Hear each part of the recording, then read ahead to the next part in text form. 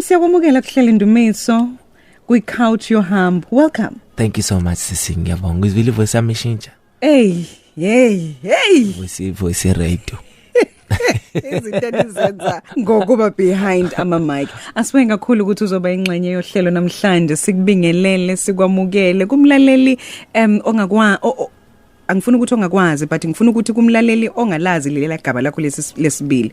Ngicela usinikeze full introduction kaDumi Mkokstad. Okay, ngiyabonga kakhulu sisi. Ngempela okuzalwa, uzalelwephi nendawo uzala umabani nobani. Okay, ngiyabonga sisi. I'm very excited bakhona namhlanje. Thank you for having me. Igama lami liphelele, it's very short. Umdumseni Nzimande.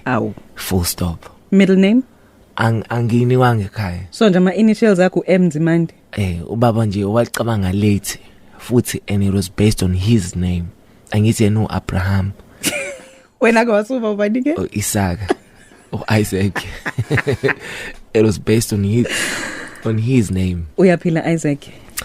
Ngiyaphila sis. Ngomusa wenkosi. Ngiyaphila. Siyajabula kakhulu, siyathobeka. So umama yena ubani wakabani? Umama uZiphoze Nkosi Nzimande. Uma wakho kuzala uZiphoze Nkosi Nzimande. Ushuma wami. Bengithi uthi umama. Uyabaza abantu abadliswa bawudla noPlastic. Hayi ngimdala eThekwini. Wow. Edla yonke into. Hayibo. Uma upatient ontshulana. Okay. Ubaba Abraham Falithe Nzimande. Okay.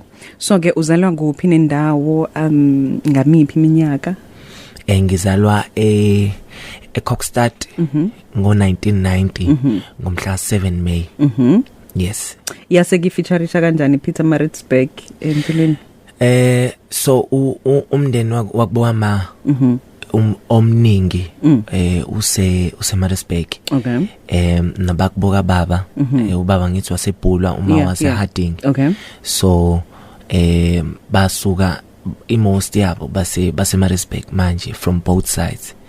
So ngagcina kanjalo ke Maritzburg, ngangihlala noAntwami uPink Intshulane. Okay. Ngangihlala khona ngenza my high school from grade 10. No, grade 9 until grade 12. Konje vele ufunde ngekhathi ama grade. All right. So asibuyele emuva ke manje sibheke emabangeni aphansi, ufunde phi, uzunyuke uzuyofika lapha kumatiklet. So ngiqale eCabazana. Angithi baba wahamba yokwakha eCabazana in the Eastern Cape. Okay. Ngafunda ke eCabazana. Isemakhaya. So kahle kahle uyathetha. Sithi kusezilalini. Andisakwazi ukuthetha, so angisakwenzi because abantu bangasekhaya offendeka bathi ndilichipa. Okay. Ngenxa yokuthi ngahamba ngina 10 sengineminyaka ngingasahlali ngasekhaya. So ngifunde primary school eCabazana, junior secondary school, and then I moved to Yuval Boys in Johannesburg. Ngafunda khona for 1 year. Then I went to high school. I went to Minerva High. Minerva High is Alexandra. Okay. Lapha eMkhukhwini. Thanda ngangiyithanda kabi lento, namanje ngisayithanda. Yini special kangaka ngayo? I think abantu abahlala lapha, they are very banobuntu. Mhlambe nale setup yokuthi umakhelwane uphuma la eminyango nangumakhelwane kulula ukuthi everyone just feels like it's a family. So iyona ndawo ngempela la ingane khona ikhuliswa umphakathi ingane, literally ingane zakhona. Nganginokunotice uthola ukuthi if mhlambe ku ingane zase 12 sixavana nengane zase 16 estradeni, uyabona ngempela ukuthi ingane zase estradeni esidlala estradeni esodwa, they are literally family. Kulula ukuthi umunye aphume namakhekhe awase next door ngoba kubangazi ukuthi umndeni. So it's a beautiful setup. I had the best time when I stayed at Alexandra. Wow. And ngasuka ke Minerva High, then ngabuya ngazofunda la eMaritzburg from grade 9 until grade 12 Northbury Park ngangifunda Northdale esikoleni samandiya. So sikhona isizathu mhlawumbe sasenza ukuthi uhamba zonke lezi zindawo noma nje kwakuyindlela izinto ezazimi ngango leso sikhathi? Sikhona I think my journey ye industry was yona into engiphoqa empeleni. Ukhuluma lapho ngomculo? Yes ma'am. Umculo ngoba so kade waqala ukulijaha leliphupho lokuba ngumculo? Kade sisi, kade. Sukela neminyaka emingaki? And from getting na 8. Okay. Because I just said a word. I think ngangilalele ukhozi kwakudlala uMamdudu and ngo98 I think kwadlala uRebecca, Mam Rebecca kwadlala uLundi after yena. And then I had a conversation with Uma. We're debating ukuthi ubani uLundi, yipi ngoma kaLundi, yipi kaMam Rebecca, because they had similar voices. And ngamphendula uma, and I said ukuthi uLundi lo, uMam Rebecca lo. And then we had a conversation noma sasikhuluma ngamtshela ngathi eyazi nami ngiyafisa ngelinye ilanga ukuthi kwenzeke ngizizwe nje okhosini. And uNkulunkulu made a way for me. Wow. He made a way even though ngangiyingane and ngangazi ukuthi ngithini. Konje le ngoma yakho uLady D ayithandayo le yathi uzoyicula mase kwehla ibhokisi? Kubo bonke oThixo. Kubo bonke. Ikhona kule album yami but angiyifaka on the album izoba ku YouTube kuphela. Okay. Yes, ngiyirecordile. Wow. Amandla okufana wovuko asolimini lwethu. Ngibheka ukuthi into owayikhuluma uneminyaka eyisishiyagalombili namhlanje sekuyiphupho elifezekile and I'm sure kwakuyinto nawe owawuthi uyazikhulumela nje uqhubha usuku nomama obuzalayo kodwa namhlanje kwasho ukuthi uNkulunkulu ngalesikhathi isikhuluma umhlaba uyalalela abese uyasinika futhi lokho esikufunayo. Angithi nayo unjalo na uNkulunkulu nayo uyakhuluma bese umhlaba uyalalela. And imagine makhuluma ingane encane engazilutho innocently isho iphupho layo. uNkulunkulu definitely uyezwa and he will move mountains. Especially makuthi iphupho lakho likusondeza kuyena. I think uNkulunkulu iloka akwenza wezwa. I think abalali bazozwa nje uma siqhubeka mhlawumbe istory sami nezinto abangangazi bazizwe babone ngempela ukuthi ngilanga ikhona mhlawumbe ngoba ngakhuluma uNkulunkulu wakwenza lokho engangikhuluma. Ingakho kubalekile ukuthi sikhulume ukuphila phezulu kwempilo. Yeah, beautiful work. Umsebenzi omuhle kakhulu. Nengicabanga ukuthi ungeminye imisebenzi engingayithatha ngiyibeke esicongweni. Angisho ukuthi le minya ibanga mihle Swani. Wena no manje. Hey sis. Wenze kakhulu. Yabonga sis. Angazi noma kwenze ukuthi bese kukhona umama sengikhuluma ngomama ke manje lo wadlisa wadla newspaper no plastic. Hala lapha uyakhala lapha ya insizwa usiyaxhuma luthi hayi ngeke. Usiyaba futhi. Uthi akalazi idliso elinje. Hayi lona liyasebenza and ngicelisa more.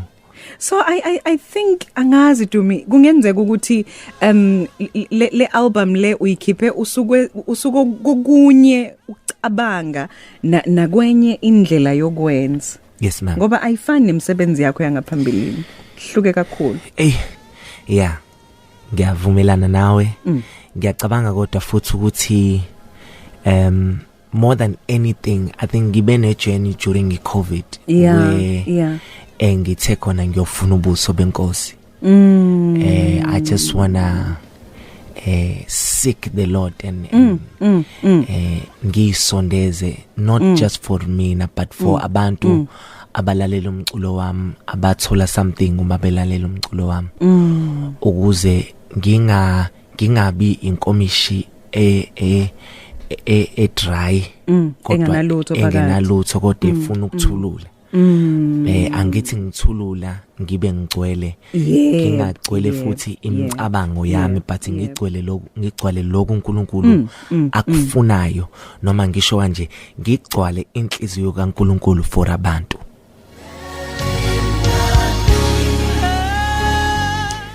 Ngaphambi kokuthi siye indabeni sigcine ukukhuluma noma umtshela ngezifiso zakho onazo zokuthi ngelinye ilanga uzizwe emsakazweni, not just enemsakazo kodwa umsakazo wesiZulu Khosi FM. Yes ma'am. Now ake sibhekeke lifezeke nini lelo phupho lakho? Kukwazileni ukuthi kwenzeke ukuthi ungene endimeni yezomculo ushilo ukuthi kade kwasa ulihuba leli phupho ungena usuneminyaka emingaki emsakazweni? No emculweni. Industry, industry. So ngiqale ngathi ngicula ilento ekade ngisho ke kaNkulunkulu ukuthi uNkulunkulu uma sekhethile uvele enze and akukhathalekile ukuthi omunye umuntu ucabanga kanjani noma uthini. uNkulunkulu uyenza enze kube complete. Iplan iphelele, break ama boundaries. So mina sasiyoyiculela nje lingasemthatha kunendawo kuthiwa kuQumbu. Niyoyiculela nobani? Ni family yasekhaya. Okay. So ubaba wayidlala ikeyboard, uma wayicula. So vele uzalelwe ekhaya lomculo? No, ekhaya thina besicula. Shuthi nasaba nebhadi kwazona kwaba ubaba yedwa nje baphayela yonke musical instrument ecula kwabheda kanje. Bengisathi ngizosho. Ngimzile uzithembeke. Ayaphetha. Babucele ngimzile. Ayaphetha. So sasahamba, you know, siyocula masifika emngcwabeni. There was just someone on a studio, on a company, who's from Joburg, owasizwa sicula. Ubalo? Ukhubashe. Okay. Hamilton Khubashe. So sathi masifika wavele weza kuthina wathi yazi ngine studio ngine company ngiyacela ukunisiza. Done, complete. Wow. And we were not even yabo ubona uma usaqokelela imali uthi asameni mhlambe sibone ukuthi singakwazi ukuthi mhlambe siyo record eDurban. What I know, zamani imali nize ngizolala e studio ni record nilale khona nenze yonke into khona ni record 3 days record ubusuku nemini. Wow. Sa record saqeda, drove back home. Done. That was the start of the journey. Wow. And the amazing thing was ukuthi uma sisuke ekhaya sisuke see Vision of Christ igama le group.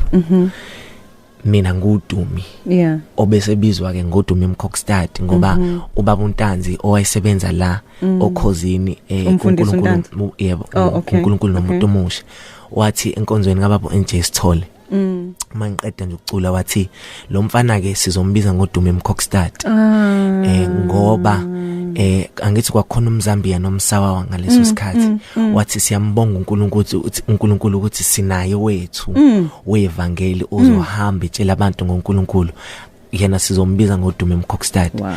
So sithe set goal seqedwe ukwenza album. Decide manje ukuthi i-album izobizwa ngani, Vision of Christ. Ngingane ngina10, I'm not part of the meeting.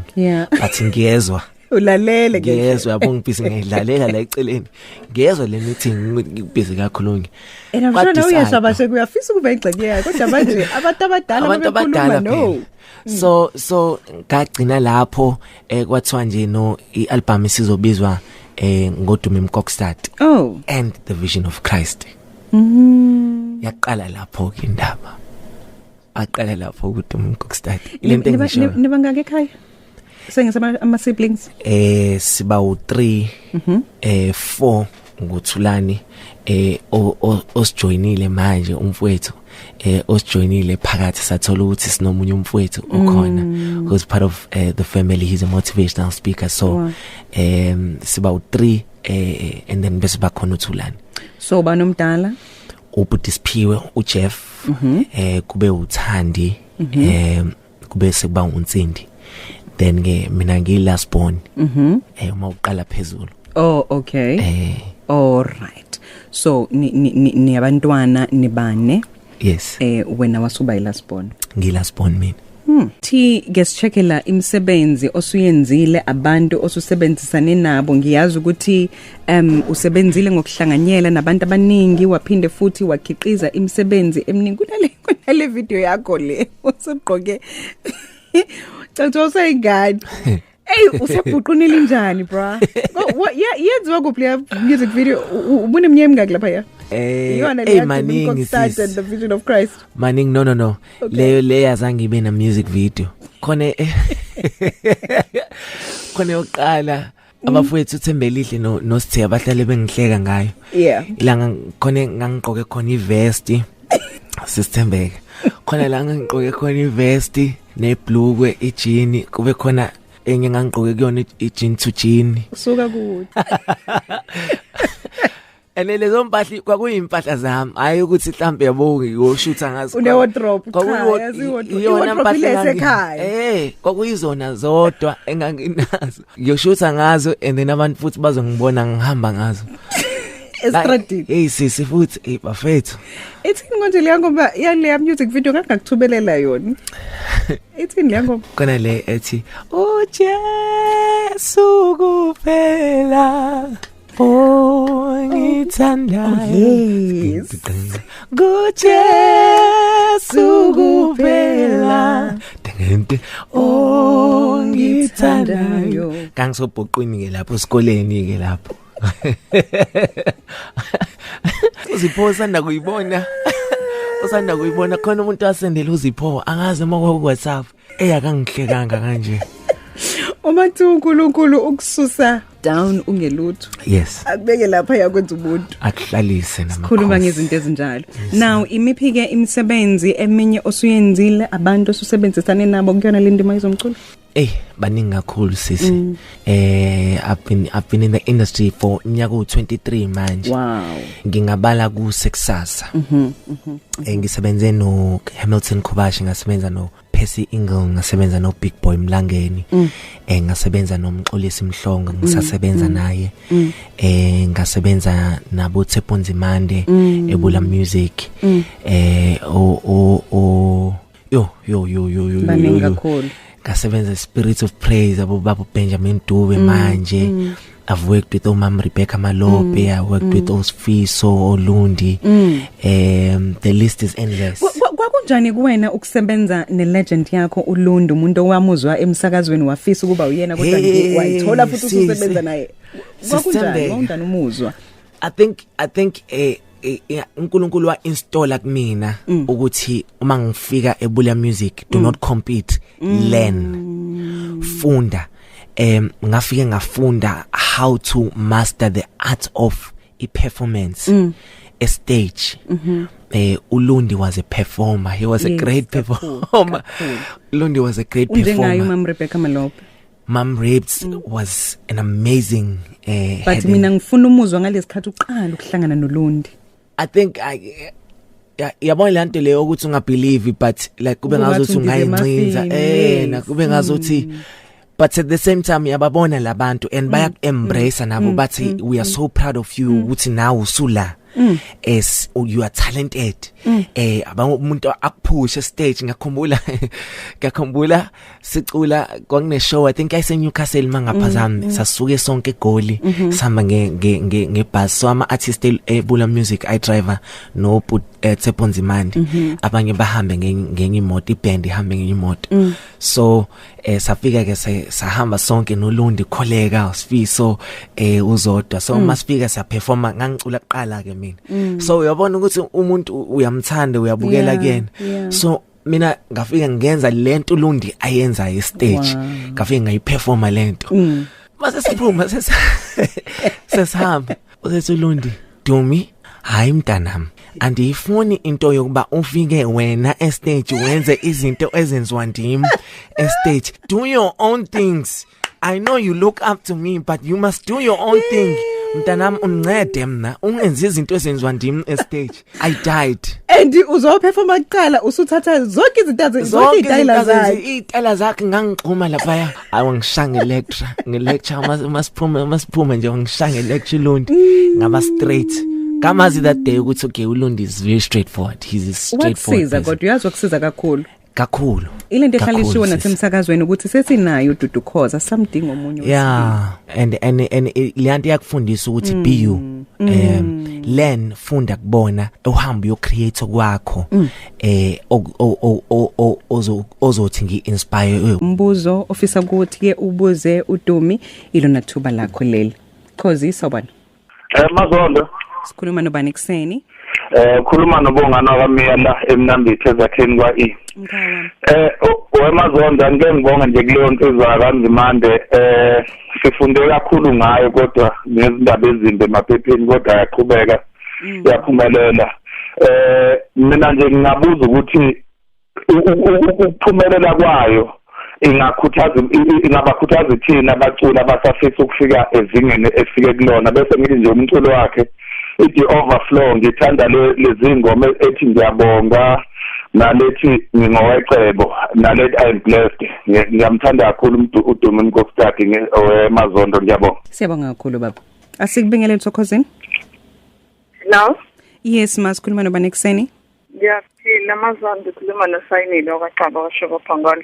yes mama mina nginanana bangizela phansi nje mntakama khuleka sisikuzwa kahle sithando sami sorry sikuzwa kahle ma sengiyakuzwa ngibingelele ubaba uNdimande sewubona baba uyaphila mama ngiyaphila baba uJanuary siyaphila ngingumlandeli wakho omkhulu baba nje ngibela sisathulwa nje amen nangekhathi usafaka lamasudu akho kwendodana hayi lokho uthanda nawe sibonga kakhulu weDumi yabona nje le ngoma yakho ngiye ngayizwa nje le album ekhiphi overflow iyabusisa iyalapha amen ngiyabonga kakhulu baba uqhubeke njalo nje usebenzele uNkulunkulu ngoba awusebenzeli wena kodwa uthunyiwe umthunywa afana ukuqhubeke ushumayela izwi laba uNkulunkulu siyabonga kakhulu Sayinile okaXaba kaShoko Phongolo siyabonga kakhulu mama sicela uphendule ke umbuzo lo womlaleli wokuqala olapha ezakheni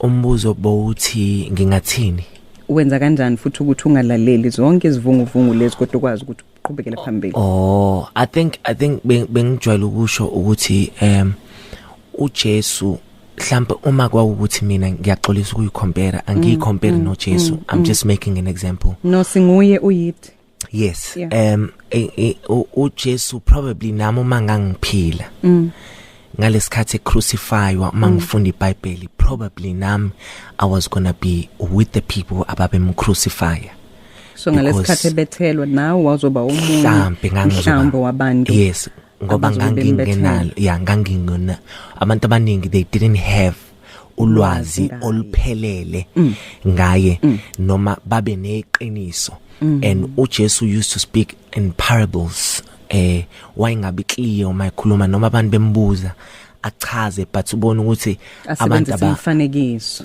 abantu aba understand sekukaningi ngiza nasemsakazweni ngichaziswa ngiexplain izinye izinto ngisho ukuthi bengalona iqiniso but abantu into esengiyibonile umuntu uyakholwe lo afuna ukukholwa so into engcono yile engayenza ke sisi ukuthi ngivele ngiyenkosini ngithi Nkosi if nawe you were crucified naye washo uthi as they have crucified me they will also crucify you and abalwi nani balwa nento ekunina people are just fighting ukuthi sikhuluma ngoJesu enebalwa nevangeli I don't think ukhona umuntu ongamfuna uDumi ngaleyo ndlela ukuthi angafuna ukumcrucify but into usathana alwa nayo yivangeli esilikhulumayo lokho ke kungangenza ukuthi ngithi angeke ngiyeke ukucula noma ukuhlabelela ngicule ngoJesu ngenxa yezinto abantu abayikhulumayo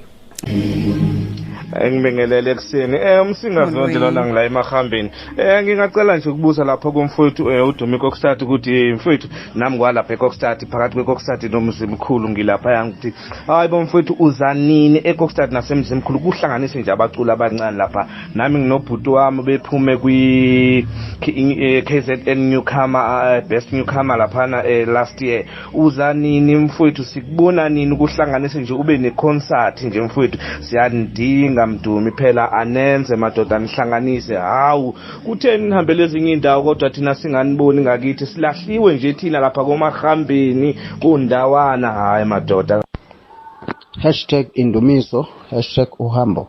Ngibingelele Mazondo Cele nakudumi imkokstad lapho umoya icebe khulu usempangeni. Ngiqale nje ngincomeke uDumi umculo wakhe bakithi osibusisayo nosiduduzayo indoda enetalente kakhulu makuzokona umculo. Umbuzo ke ngizwa kuthiwa nalapha ebholeni hayi ngathi inzima indoda ngabe isalikhaba enebhola nakho kubheda kumaqembu yase PSL phela Dumu khona ndoda ngizwa mahlebe ethi wayo yalithinta. Azitheklekisayo umoya wanamile wawashema lamaqembu akhuluma ngawo lapha ku-Twitter. So uqala ngamuphi umbuzo kuphendula? Ngicela uqala ngalong. Ngicela eKokstad ngiyafuna ukuya. Uyovukuza talent. Nokuthi nje ngiyokwenza umcimbi khona. Okay. So vele into phekwayo. Show ngiyafisa ngempela. Ngiyacela ukumemezela ukuthi ngizoya kulonyaka. Okusho ukuthi neziphathimandla ezilalele. Azenze izinto zenzeke. Ngiyacela bandla ukuthi nokuthi nje silethe igospel ayijwayele ngale akusajwayele ukuthi kube khona imicimbi yegospel.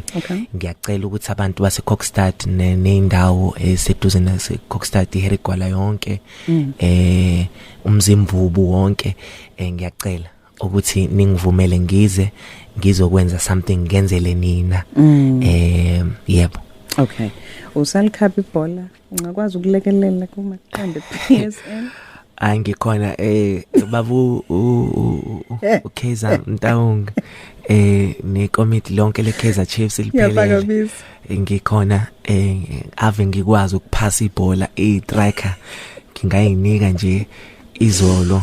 Ngafuthi ngishaya ne free kick ngiyashaya uma kwenzeka isimo sinjengesayizolo thola ukuthi siyazama koreki ngayiwisa nje la ngaphandle kwebox ngiyiwe ngoba ebholeni phela kwenza kanjalo uyiwise nje uma ngivuka nje ngishaya free kick angeke phela sihlule lo mfana weSundowns eFrance bamshaya ngawo5 thina sihlulwa yelodwa.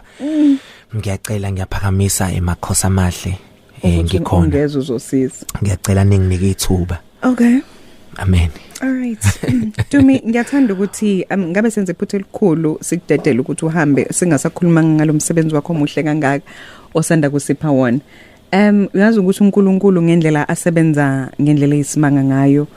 This week le album yakho entsha iOverflow ikhethwe njenge album of the week by Apple Music. Yes please. Kusho ukuthini kuwe lo? Enkulu.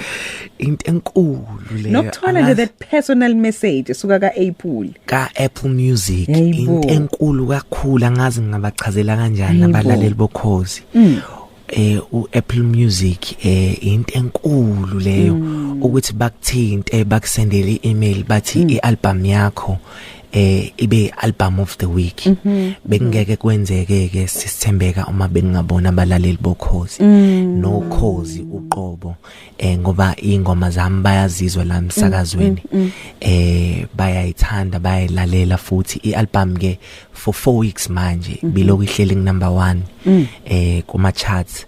Again abalaleli labo ngiyacela ongakayitholi ongakayizwa ngiyacela uhambe uyoyizwa noma ungasayithenganga ufike ulalele nje ngiyakuthembisa kukhona into uNkulunkulu ayibekile for wena.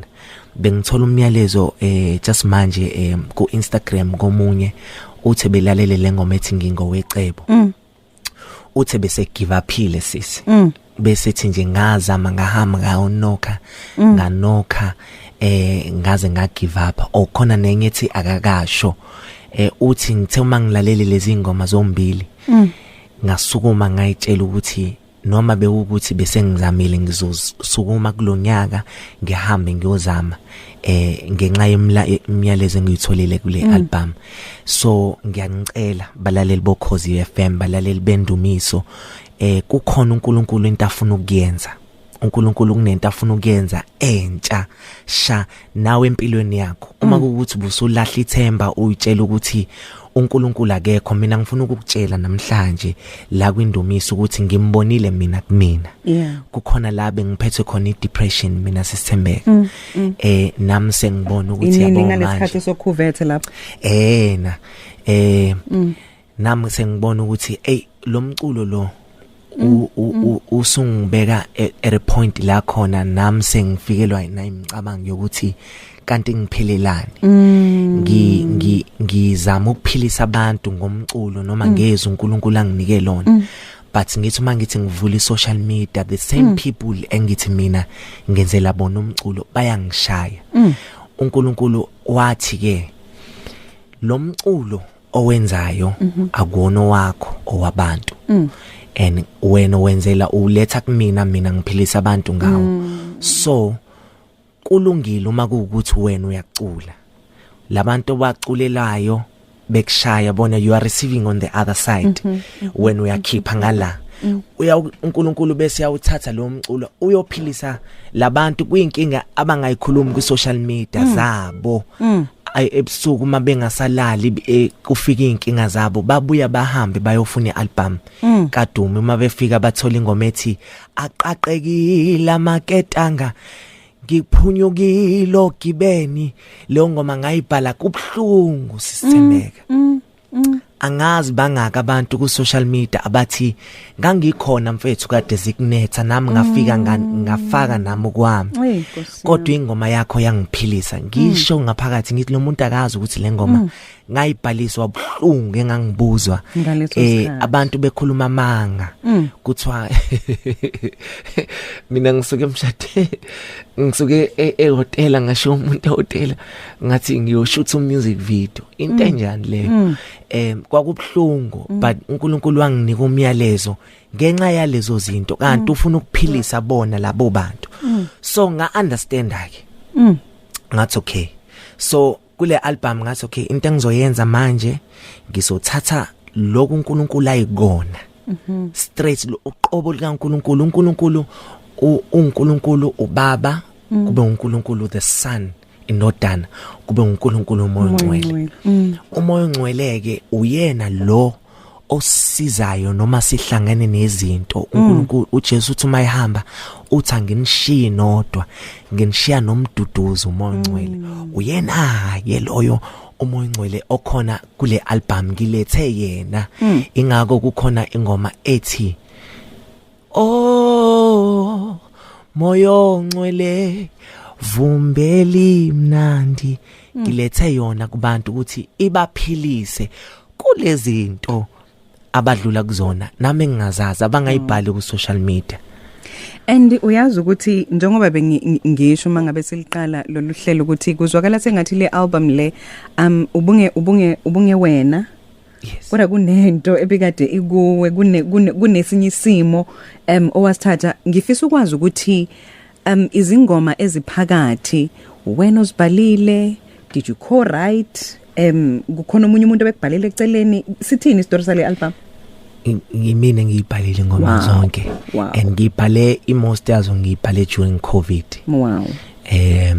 I had a lot of time ngihlele endlini uNkulunkulu wanginika ama messages amaningi khona engiyithandayo kade ngisho manje ethi akakasho ukuthi sekuphelile ngawe kodwa ke manje khona le ethi ukufa kuyalazi izwi lakhe oh yes nezifo ziyalazi izwi lakhe umethi cha kuyalalela uNkulunkulu mayethe cha uJesu mayethe cha and imagine umuntu esesibhedlela elalele lengoma enokusaba kunomama engimaziyo manje oseKokstad ekuthiwe une cancer kwathi batho dokotela isidlulele ngiyamkhola uNkulunkulu ukuthi uma kuukuthi wakwazi ukuthi avule ulwandle olubovu abantwana bakwaIsrael badlule naye lele la ikhona angaphila noma ubani osesibhedlela manje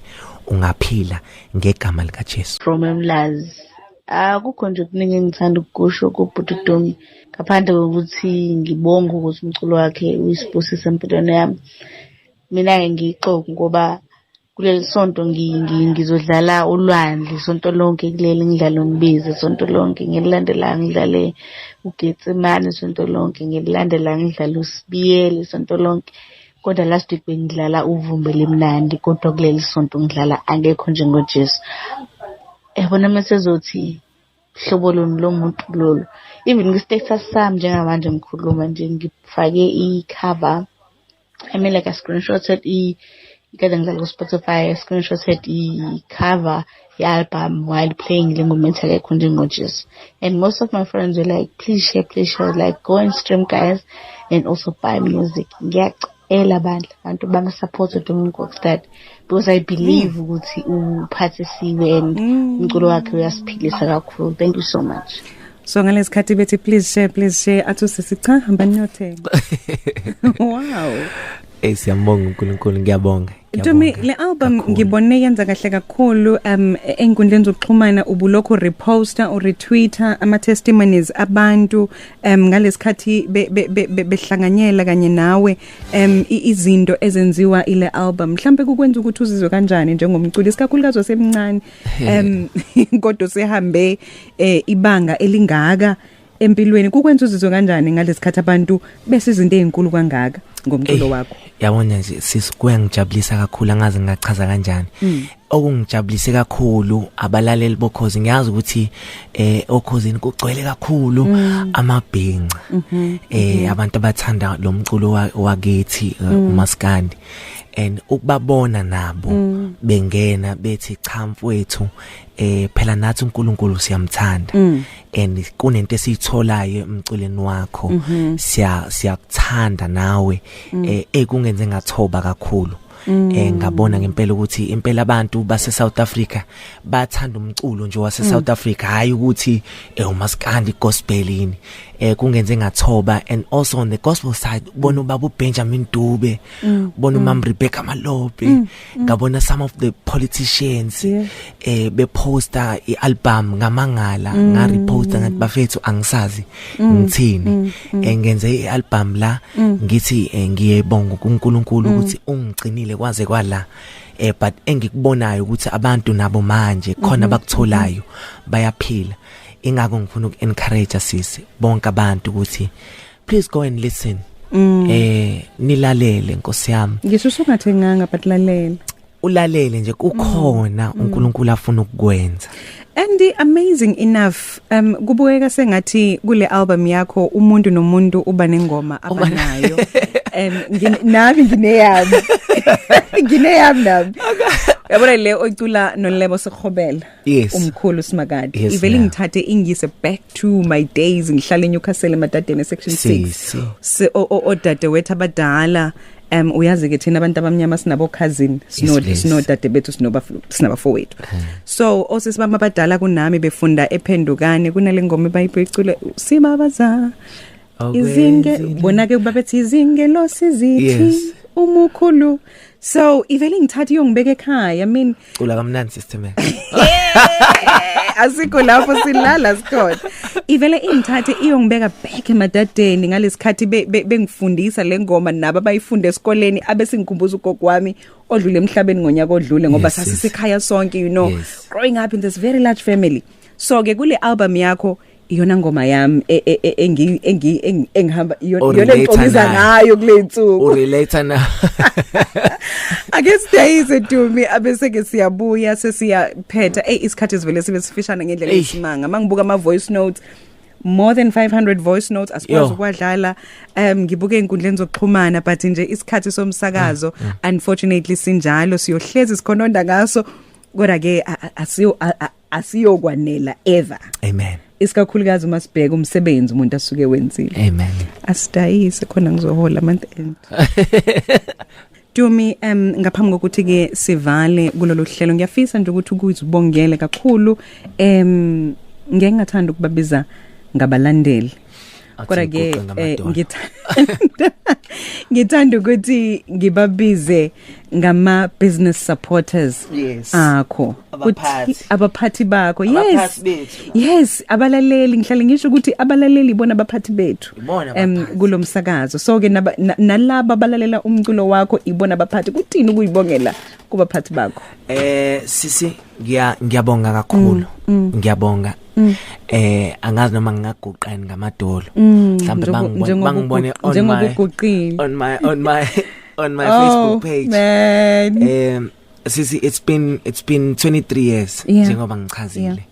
abalaleli bokhozi belokhu bengibambe ngesandla zinginetha bathi siyakwazi siyamazi uNkulunkulu wakho ngiyabonga imkhuleko yabo ngiyabonga imkhuleko yabazalwane abathi mntwanami siyamazi uNkulunkulu wakho siyamkholwa futhi uNkulunkulu osebenze ngawe simbona angeke size simdoubt manje ngiyabonga kakhulu abantu sekwavala nezitolo people used to go sithembeka bahamba uyothenga ama CD wethu abantu abasi lutho I mean they don't have to do lokho abakwenzayo it's honestly by choice nangoba ngokuthi bayasithanda esingakwenza ngempela ukubonga so ngiyathanda ukubonga kubona kakhulu uNkulunkulu anibusise balaleli bokhozi balaleli bendumiso not just for mina siyama gospel artist sisonke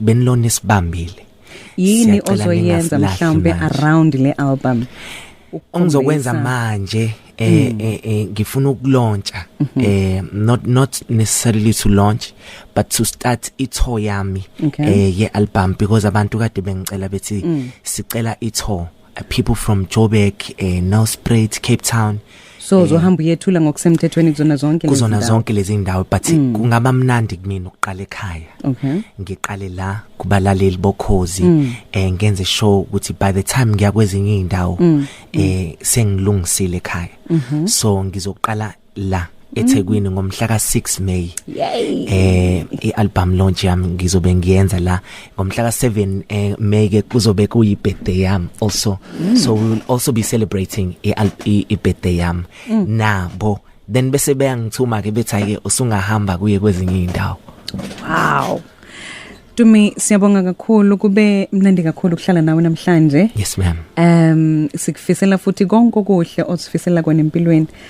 ngiyazi ukuthi abaleli bokhozi FM bazofisa ukukhuluma nawe even beyond uhlelo bakutholapi bakwazi kanjani ukuthi baxoxe nawe ngiyacela kakhulu ukuthi sine plan nomfowethu uThulani ukuvakashela izikole to just go and motivate ingane ingane zesikole he's a motivational speaker ngiyacula siyafuna ukuthi lokhu uNkulunkulu asinike kona sikudlulisele ingane so we want to visit izikole siyacela ama principal no teacher bezikole bazama ukusithinta mhlawumbe on social media basinike that opportunity we will also love to go with the Ukhozi FM with the back to school program yabo to go and support siyabonga kakhulu if Ukhozi linga hamba nathi siyabonga so yeah iloko nje ngikhona ngicela ukusho into iyodwa nje indawo bangangithola kuyona on YouTube into engiyibonile abantu abadala babuye bangazazi lezi zinto